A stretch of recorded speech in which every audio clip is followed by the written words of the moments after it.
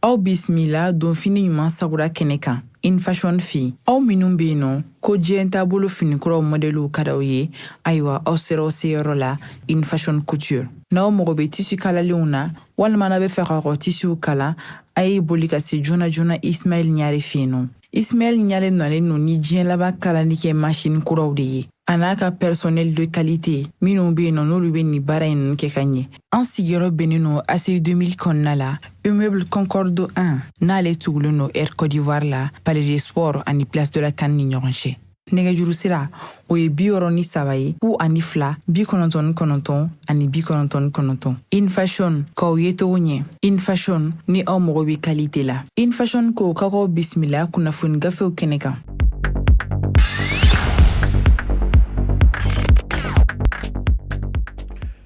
Imana an b'aw fo ka waleɲuman dɔ minnu bɛ ka joliba lamɛn nin waati in na, an minnu bɛ ka joliba fana filɛ, an b'aw fo ka jira k'a fɔ aw ka ladala jɛmukan ni o ye kunnafoni gafew ye.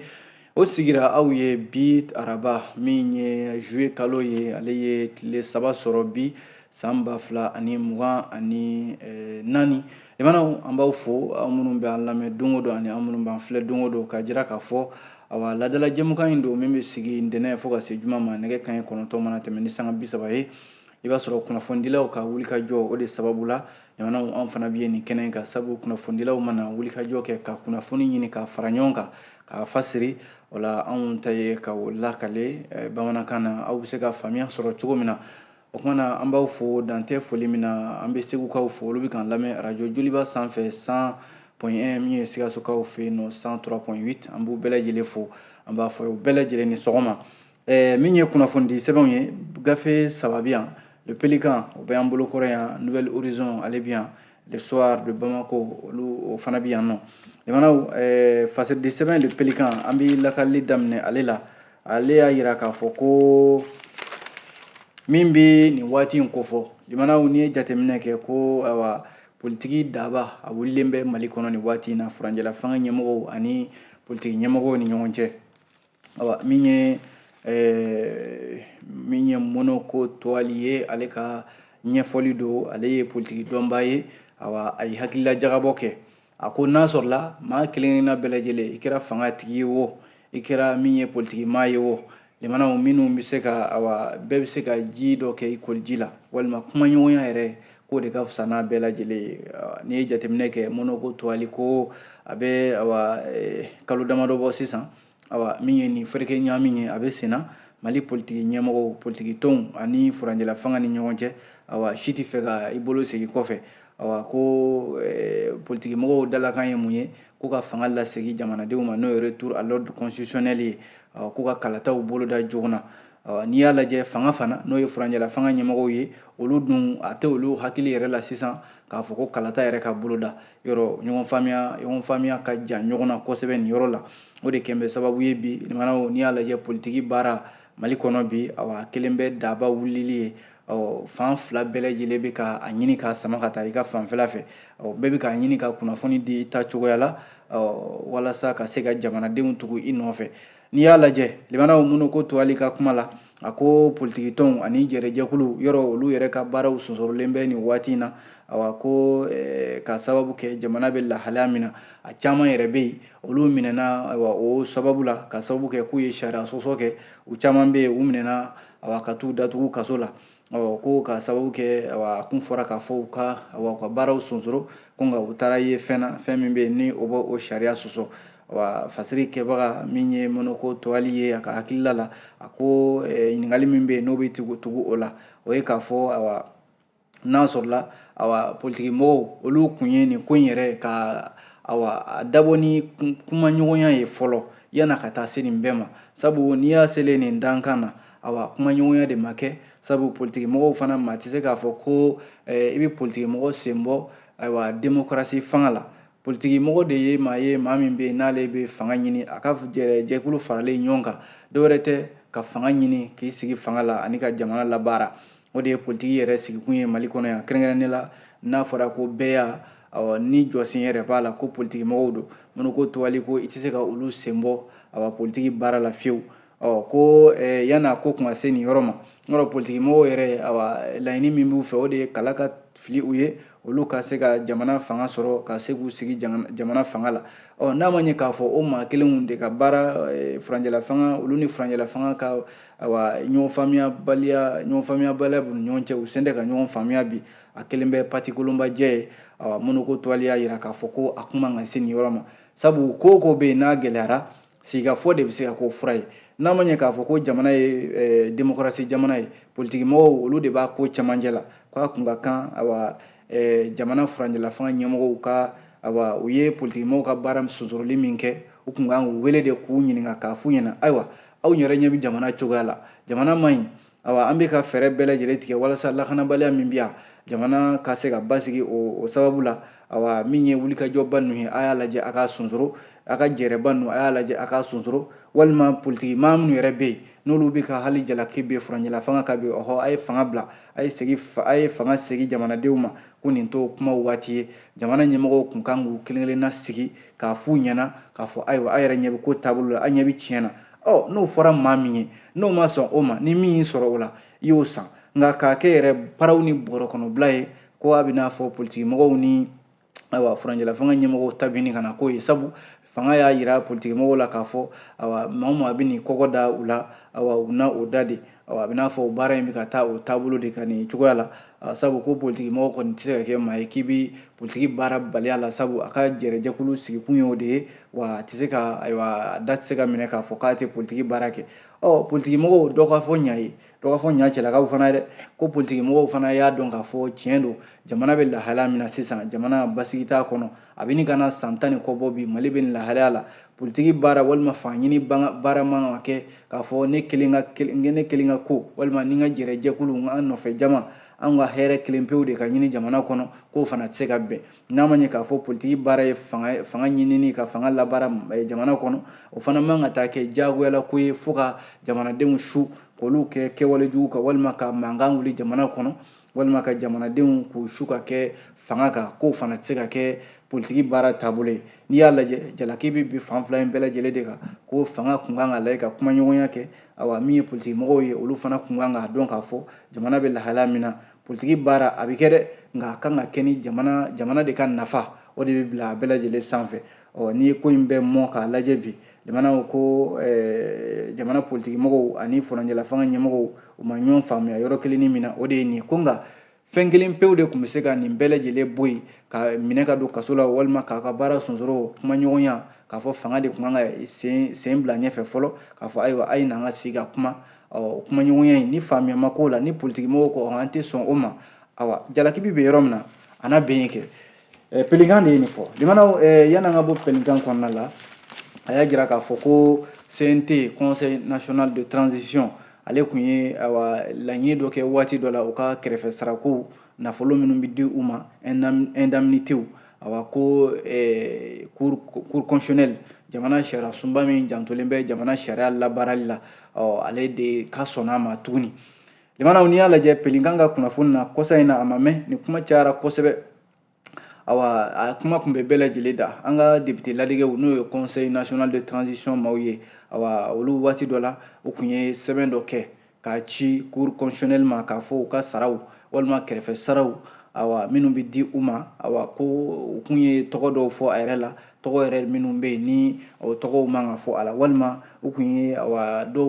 u kun filila dɔw sɛbɛn cogo la cour constitutionnelle de segira ka gafe minɛ k'a latilen ka sɔrɔ k'a segin u ma a bɛ n'a fɔ ko sɔn kɛra a ma sisan bɛn kɛra a kan laɲini min kɛra CNT fɛ Conseil National de Transition k'a fɔ ko sariya min filɛ nin ye jamanaw n'o ye nin loi organique ye ko ka bamayɛlɛma n'i y'a sariya in ta k'a lajɛ jamanaw fo ka na sisan ma Conseil National de Transition ko sariya in a donna ba la wa a sɛbɛnna an ka jamana gafeba yɛrɛ kɔnɔ n'o ye journal officiel ye sariya in sariyakisɛ dɔ bɛ yen n'o ye article 4 ye o b'a jira k'a fɔ ko Conseil National de Transition kɛrɛfɛ sara minnu bɛ di u ma olu de filɛ nin ye a fɔlɔ o ye indemnité de représentation ye kalo o kalo o bɛ di u ma indemnité spéciale Conseil National de Transition minnu bɛ bureau kɔnɔna la o bɛ di u fana ma indemnité de chauffeur session n'o bɛ kɛ don o don o fana bɛ di chauffeur ma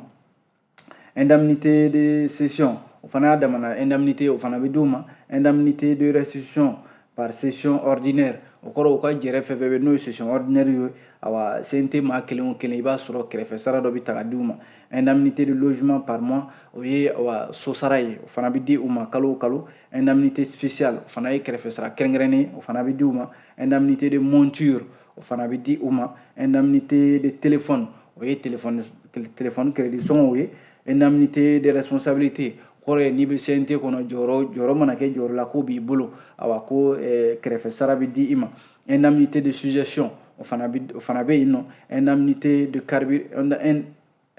dotation de carburant o fana y'a damana awa kɛrɛfɛ sara ye n'o y'u ka taji sɔngɔ ye bolimafɛn mana k'i bolo mɔbili awa taji sɔngɔ bɛ d'i ma ka fara a kan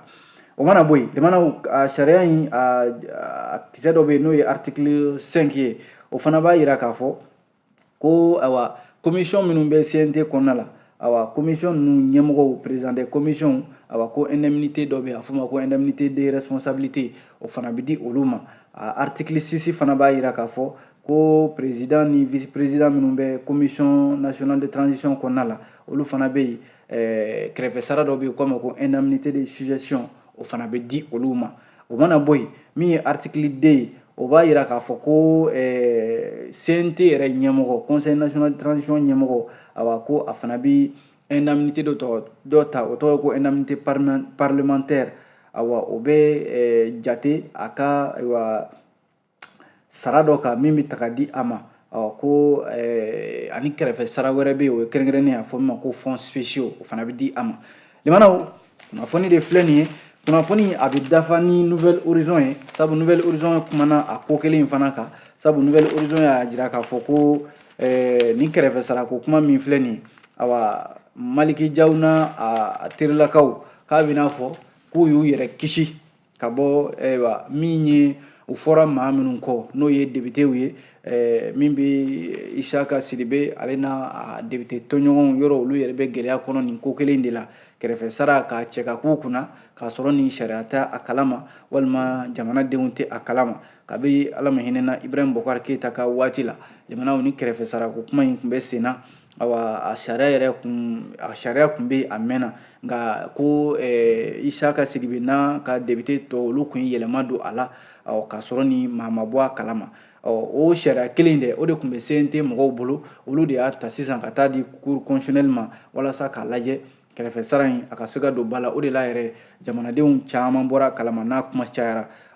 min ye Maliki Jaw n'a terilaka ninnu ye k'u y'u yɛrɛ kisi ka bɔ min ye Isaka Sidibe min ye olu sɔrɔ sabu ni sariya mana min fɔ ka ban sariya jɛnna n'a ye o y'o bannen sabu cour constitutionnelle sɔnn'a ma bɛn kɛra ka sɔn kɛra a ma sabu CNT maa 100 ni maa 33 olu kun y'u bolo wuli sariya in na awa ko sɔn kɛra a ma maa ma sɔrɔ min ma ban a ma wa maa ma sɔrɔ yɛrɛ min ye yɛrɛ minɛ a ko la o kɔrɔ ko sariya in a jara bɛɛ lajɛlen ye o de donnen filɛ nin bala nin ye jamanaw pelinkan ani nouvelle horizon olu bɛ ɲɔgɔn dafa ni kunnafoni na aw bonya b'a la.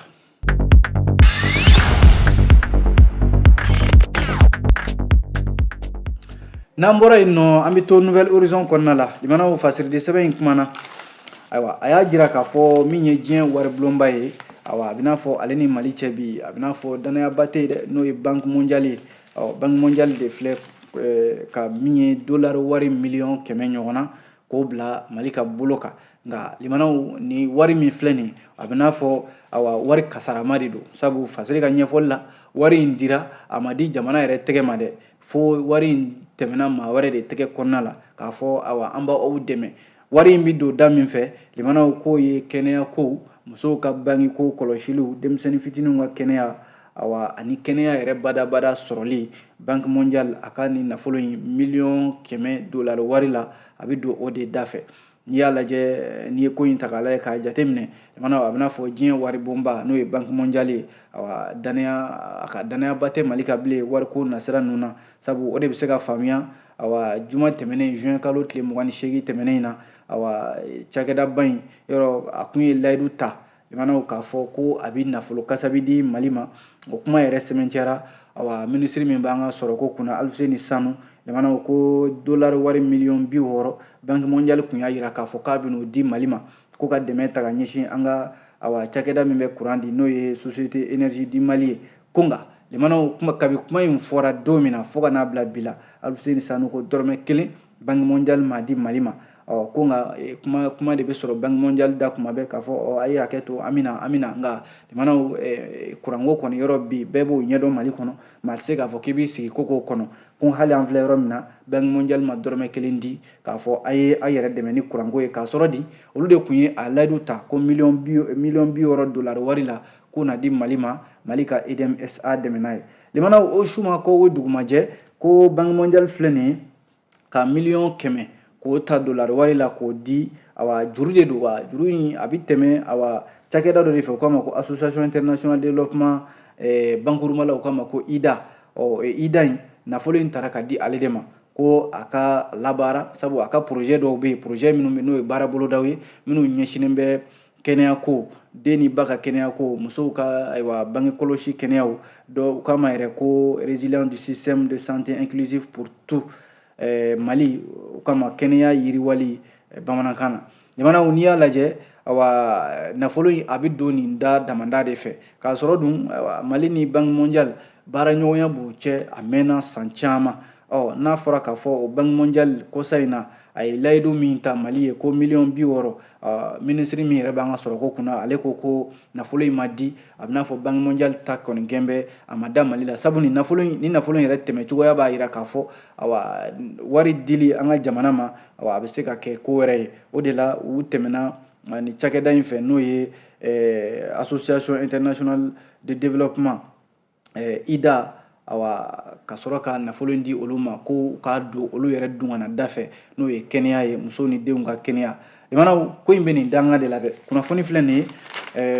Nouvelle Horizon an ye ne sɔrɔ a kɔnɔ Nouvelle Horizon kelen y'a jira k'a fɔ limana politiki ma jolen min bɛ yen n'a bi a gɛlɛya b'a kan n'o ye Adema PAJ cɛba in ye Mustafa Diko k'a sugandira limana ka kɛ Boni dugutigi ye yɔrɔ Boni sigibaga yɛrɛ ye olu Mustafa Diko ka du de ye Dikolakaw de y'a sigi fasiri ka ɲɛfɔli la ko minisiri kɔrɔ in Mustafa Diko a yɛrɛ fa o de tun ye Boni dugutigi ye n'o ye Umaru Diko ye Umaru Diko a na kɛ ale fatulen maa min bɛ yen ni o ye duden kɔrɔbalen ye tɛgɛ ɲɛsinna Mustafa Diko de ma Mustafa Diko a bɛ n'a fɔ ale de ye Dikolaka minnu bɛ Boni n'olu de ye Boni dugu sigi a yɛrɛ denkɛ u ka ɲɛfɔli la n'o ye Hamadu Diko ye ale ko in bɛ cogo min na Boni dugutigiya a bɛ falen de ni fa bɔra yen a bɛ di den ma a b'o sira kelen de ka laada la a bɛ kɛ cogo min na a bɛ di den min fana ma i b'a sɔrɔ min si ka kɔrɔ ni den bɛɛ lajɛlen ta ye min ye Mustafa Diko ye ale de ye den bɛɛ la kɔrɔbalen ye bi limana dugutigiya kɔni n'o ye Boni dugutigiya ye a dira Mustafa Diko ma nka a y'a sɔrɔ minisiri kɔrɔ in min ye kalanko minisiriya kan ka jamana kɔnɔ yan gɛlɛya b'a kan dɛ nin waati in na limana n'i y'a lajɛ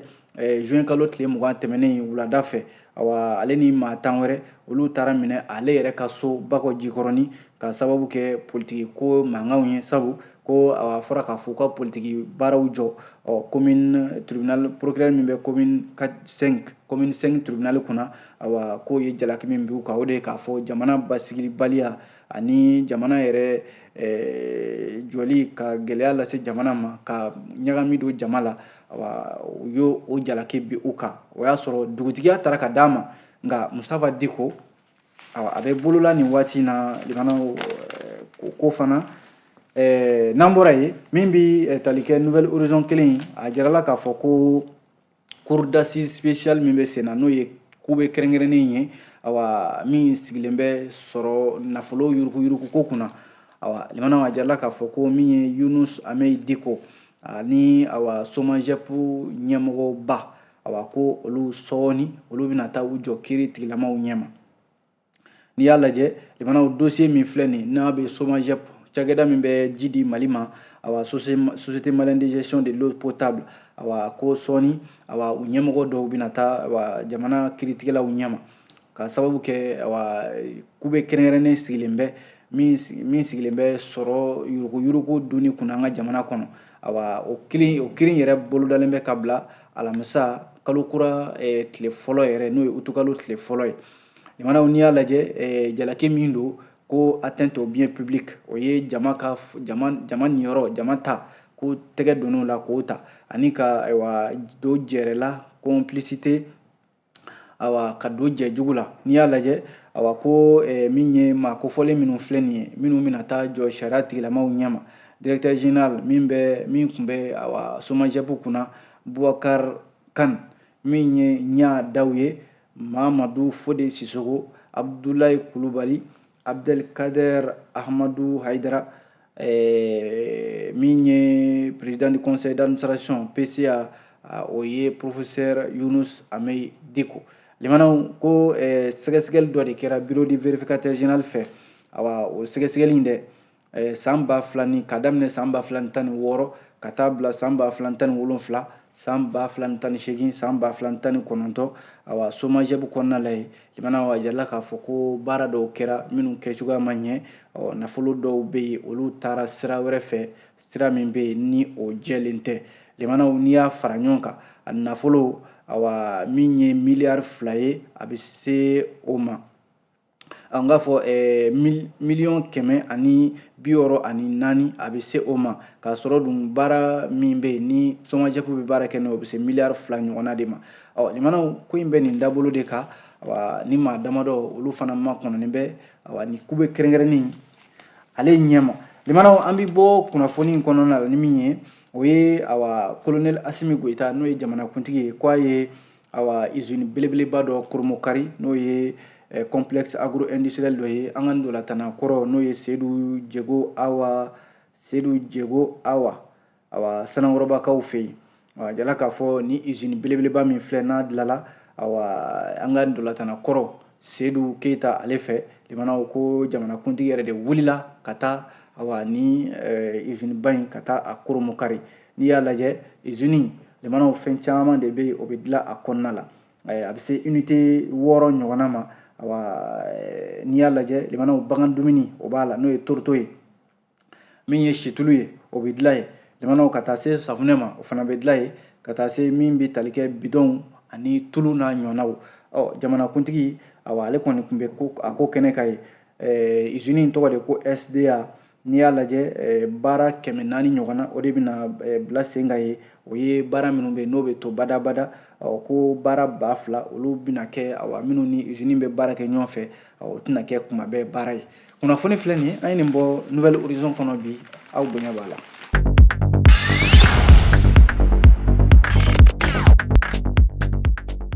n'an bɔra yen nɔ an b'a kuncɛ ni min ye o ye le soir de Bamako limanaw soir de Bamako y'a jira k'a fɔ ko jamanakuntigi ye sariya dɔ ta n'o ye décret dɔ ye walasa ka jɛkulu dɔ sigi min bɛna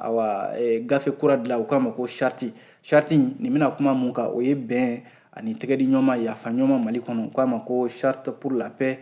et la réconciliation au Mali limanaw fasiri ye ɲininkali kɛ n'o ye soir de Bamako ye k'a fɔ nin charte in yalima an bɛna mun kɛ nin charte in na k'a sɔrɔ dun ko charte wɛrɛ bɛ yen nɔ min ni nin tɛ kelen ye ko o charte in n'i y'a lajɛ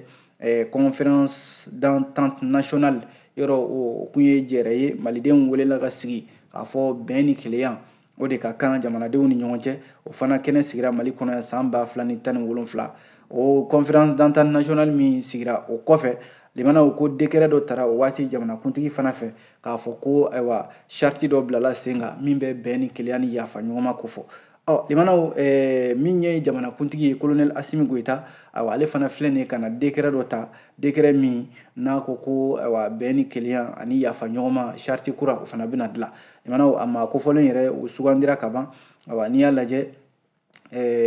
tile 15 o bɛ taa gafe yira jamanakuntigi la ko makɔnɔnin bɛ kalo 2 o de dilen bɛ ninnu ma u ka yaala ka jamanadenw ɲininka bɛnko ni yafa ɲɔgɔn ma ko Mali kɔnɔna la n'i y'a lajɛ limanaw ko k'a sɔrɔ dun min ye conférence d'entente nationale ye ale ye gafe dɔ sɛbɛn n'o ye charte min bɛ kuma bɛn ni kelenya kan munna charte wɛrɛ bɛna dilan sisan o de ye ɲininkali yɛrɛ ye ko Mali bɛna mun kɛ ni charte 2 la min bɛ bɛn ni kelenya ko fɔ ko jamanakuntigi dun ye décret ta ka ban a ma kofɔlenw yɛrɛ sugandira ka ban limanaw minnu bɛna bila nin baara in na u bɛna yaala jamana kɔnɔna la ka jamanadenw ɲininka bɛn ni kelenya ko kuma min n'o bɛ jamana kɔnɔ bi a ko ka se ka bila sen kan min ye soir de Bamako kelen ye limanaw n'i y'a lajɛ lakanabaliya ayiwa an b'an da don o la Soir de Bamako y'a yira k'a fɔ ko cɛ marifatigi dɔw minnu bɛ yen ni u taara bin taamakɛlaw kan o kɛra min ye kita sira la n'i y'a lajɛ nin t'a siɲɛ fɔlɔ yɛrɛ ye kita sira in na ye limanaw cɛ marifatigiw ka taa bin maaw kan u bolofɛnw bɛɛ lajɛlen darakiw la nin bandi minnu filɛ nin ye limanaw ko kita route nationale 24 o sira in ka ye k'u ye mobili camanba de jɔ awa a kɛra ntɛnɛn tɛmɛnen yɛrɛ kunna sini juillet kalo tile fɔlɔ awa kungo min n'o tɔgɔ dalen bɛ Bawule la Bawule kungoba in kɔnɔna la a kɛra yen nɔ de n'i y'a lajɛ kunnafoni minnu sɔrɔla Soir de Bamako y'a yira k'a fɔ a kɛra nɛgɛ kanɲɛ 16 waatiw de waati min na awa ni bengannikɛla ninnu u kɔni nana ka mobili ninnu caman lajɔ u b'o la waati min na ko ambulance dɔ nana min tun bɛ ka bɔ centre de référence CCRF min bɛ Kita awa ale tun bɛ ka bɔ Bamakɔ banabaatɔ dɔ bilali la o kɔni ye marifa ci o ambulance in na chauffeur kɛ ale joginna ko kɛnɛya tigilama dɔ muso dɔ ale tun bɛ ambulance in kɔnɔ o fana joginna dɔɔni nka si ka joginda ma juguya kosɛbɛ n'i y'a lajɛ limanaw ko mobilitigi dɔ fana a na kɛ ale ye gendarme ye nka a tun bɛ civil la u ye marifa ci o fana na limanaw o sɛbɛkɔrɔ joginna u y'o ta ka na n'o ye Bamako yan nɔ ka na o furakɛ nin kɔni kɛra awa Kita ani Bamako cɛ sira in de ka yen nɔ limanaw kungo kolonba min filɛ n'u k'a ma ko forêt Bawule tuma bɛɛ i b'a sɔrɔ awa bandiw de bɛ taa bin maaw kan nin kungoba in kɔnɔna la yen n'u ma kariw lajɔ ka maaw jigi ka bɔ yen awa ka u bolofɛnw bɛɛ lajɛlen minɛ u la wa o de kɛra nin sen nata in fana ye maaw n'u bolofɛnw bɛɛ lajɛlen limanaw o de minɛna ani fɛn fɛn b'u bolo nafolomafɛn na e kɔni t'a bila yan limanaw an ye nin sɔrɔ Soir de Bamako de kɔnɔ ni Ala sɔnna sini an bɛ ɲɔgɔn sɔrɔ a gafe kuraw mana bɔ an b'o lakale aw ye ni o cɛ an b'a fɔ Ala ka waati wɛrɛ jira an na. Nin kun ye kunnafoni gafew ye ni Infashion ka dɛmɛ ye an sigiyɔrɔ bɛnnen no ACI 2000 kɔnɔna la immeuble Concorde 1 n'ale tugulen no Air Côte d'Ivoire la Palais des Sports ani Place de la CAN ni ɲɔgɔn cɛ nɛgɛjuru sira o ye 63 ye 02 99 ani 99 Infashion k'aw ye togo ɲɛ Infashion ni aw mago bɛ kali